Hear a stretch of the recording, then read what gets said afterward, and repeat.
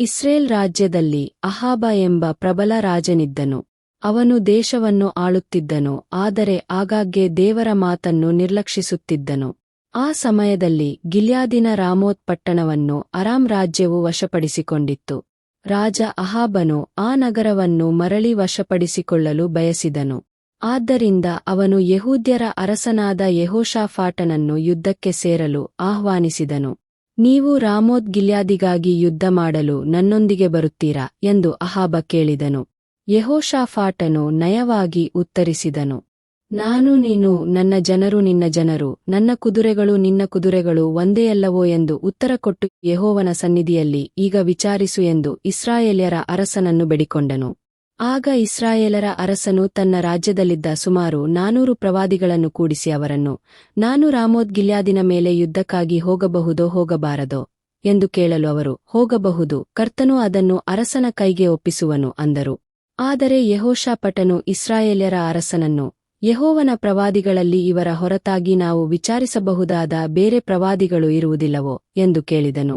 ಅದಕ್ಕೆ ಅವನು, ನಮಗೋಸ್ಕರ ಯೆಹೋವನ ಸನ್ನಿಧಿಯಲ್ಲಿ ವಿಚಾರಿಸಬಲ್ಲವನಾದ ಇನ್ನೊಬ್ಬ ಪ್ರವಾದಿಯಿರುತ್ತಾನೆ. ಅವನು ಇಮ್ಲನ ಮಗನಾದ ಮೀಕಾಯೆಹು ಎಂಬುವನು. ಆದರೆ ನಾನು ಅವನನ್ನು ಹಗೆಮಾಡುತ್ತೇನೆ. ಅವನು ನನ್ನ ಕುರಿತು ಯಾವಾಗಲೂ ಶುಭವನ್ನಲ್ಲ ಅಶುಭವನ್ನೇ ಮುಂತಿಳಿಸುತ್ತಾನೆ ಎಂದು ಉತ್ತರಕೊಟ್ಟನು. ಅದಕ್ಕೆ ಯೆಹೋಷಾಫಾಟನು, ಅರಸನು ಹಾಗನ್ನದಿರಲಿ ಅಂದನು. ಆಗ ಇಸ್ರಾಯೇಲ್ಯರ ಅರಸನು ಒಬ್ಬ ಕಂಚುಕಿಯನ್ನು ಕರೆದು ಅವನಿಗೆ, ಹೋಗಿ ಇಮ್ಲನ ಮಗನಾದ ಮೀಕಾಯೆಹುವನ್ನು ಬೇಗನೆ ಕರೆದುಕೊಂಡು ಬಾ ಎಂದು ಆಜ್ಞಾಪಿಸಿದನು. ಮೀಕಾಯೆಹುವನ್ನು ಕರೆಯುವುದಕ್ಕೆ ಹೋದ ದೂತನು ಅವನಿಗೆ, ಎಲ್ಲಾ ಪ್ರವಾದಿಗಳು ಏಕ ಮನಸ್ಸಿನಿಂದ ಅರಸನಿಗೆ ಶುಭವನ್ನೇ ಮುಂತಿಳಿಸುತ್ತಾರೆ. ದಯವಿಟ್ಟು ನೀನು ಅವರಂತೆ ಶುಭವನ್ನೇ ಮುಂತಿಳಿಸು ಎಂದು ಹೇಳಿದನು. ಅದಕ್ಕೆ ಮೀಕಾಯೆಹುವು, ಯೆಹೋವನಾಣೆ, ಯೆಹೋವನು ಹೇಳುವುದನ್ನೇ ನುಡಿಯುತ್ತೇನೆ ಎಂದು ಉತ್ತರಕೊಟ್ಟನು. ರಾಜರ ಮುಂದೆ ನಿಂತಾಗ ಅಹಾಬನು ಹೀಗೆ ಕೇಳಿದನು, ಮೀಕಾಯನೇ, ನಾವು ರಾಮೋತ್ ಗಿಲ್ಯಾದಿನ ಮೇಲೆ ಯುದ್ಧಕ್ಕೆ ಹೋಗಬೇಕೇ? ಮೊದಲಿಗೆ ಮೀಕಾಯನು ವ್ಯಂಗ್ಯವಾಗಿ ಉತ್ತರಿಸಿದನು, ಹೋಗಿ ಜಯಶಾಲಿಯಾಗಿರು. ಆದರೆ ರಾಜ ಅಹಾಬನು ತಾನು ಗಂಭೀರವಾಗಿಲ್ಲ ಎಂದು ತಿಳಿದಿದ್ದನು ಮತ್ತು ಸತ್ಯವನ್ನು ಬೇಡಿಕೊಂಡನು. ನಂತರ ಮೀಕಾಯನು ದೇವರಿಂದ ಬಂದ ನಿಜವಾದ ಸಂದೇಶವನ್ನು ಹೇಳಿದನು. ಇಸ್ರಾಯೇಲ್ಯರು ಕುರುಬನಿಲ್ಲದ ಕುರಿಗಳಂತೆ ಬೆಟ್ಟಗಳ ಮೇಲೆ ಚದುರಿ ಹೋಗಿರುವುದನ್ನು ನಾನು ನೋಡಿದೆ.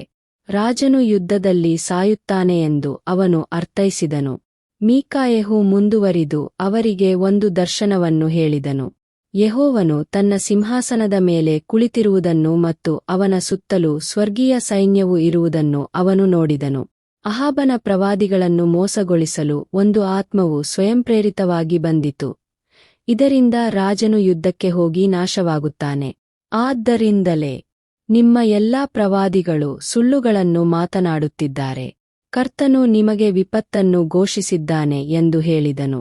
ಅಹಾಬನ ಪ್ರವಾದಿಗಳಲ್ಲಿ ಒಬ್ಬನಾದ ಕೆನಾನನ ಮಗನಾದ ಚಿದ್ಕೀಯನು ಕೋಪಗೊಂಡು ಮೀಕಾಯೆಹುವಿನ ಕೆನ್ನೆಯ ಮೇಲೆ ಹೊಡೆದನು.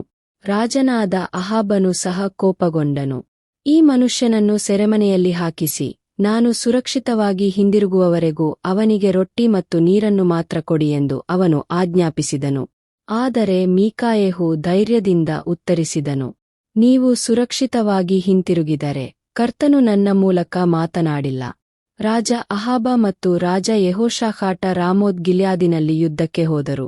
ಅಹಾಬನು ವಿಧಿಯನ್ನು ವಂಚಿಸಲು ಪ್ರಯತ್ನಿಸಿದನು. ಅವನು ಸಾಮಾನ್ಯ ಸೈನಿಕನಂತೆ ವೇಷ ಧರಿಸಿದನು. ಆದರೆ ಯೆಹೋಷಾಫಾಟನು ತನ್ನ ರಾಜ ನಿಲುವಂಗಿಗಳನ್ನು ಧರಿಸಿದ್ದನು. ಹೋರಾಟದ ಸಂದರ್ಭದಲ್ಲಿ ರಾಜನಾದ ಯೆಹೋಷಾಫಾಟನನ್ನು ಈ ಅಧಿಪತಿಗಳು ನೋಡಿದರು. ಆ ಅಧಿಕಾರಿಗಳು ಅವನನ್ನು ಇಸ್ರೇಲಿನ ರಾಜನೆಂದು ತಿಳಿದು ಅವನನ್ನು ಕೊಲ್ಲುವುದಕ್ಕೆ ಅವರು ಹೋದರು. ಯೆಹೋಷಾಫಾಟನು ಕೂಗಿಕೊಳ್ಳಲಾರಂಭಿಸಿದನು, ಅವನು ರಾಜನಾದ ಅಹಾಬನಲ್ಲವೆಂಬುದನ್ನು ಆ ಅಧಿಕಾರಿಗಳು ತಿಳಿದು ಅವನನ್ನು ಕೊಲ್ಲಲಿಲ್ಲ. ಆದರೆ ಒಬ್ಬ ಸೈನಿಕನು ಯಾರಿಗೂ ಗುರಿಯಿಡದೆ ಒಂದು ಬಾಣವನ್ನು ಗಾಳಿಯಲ್ಲಿ ಹೊಡೆದನು.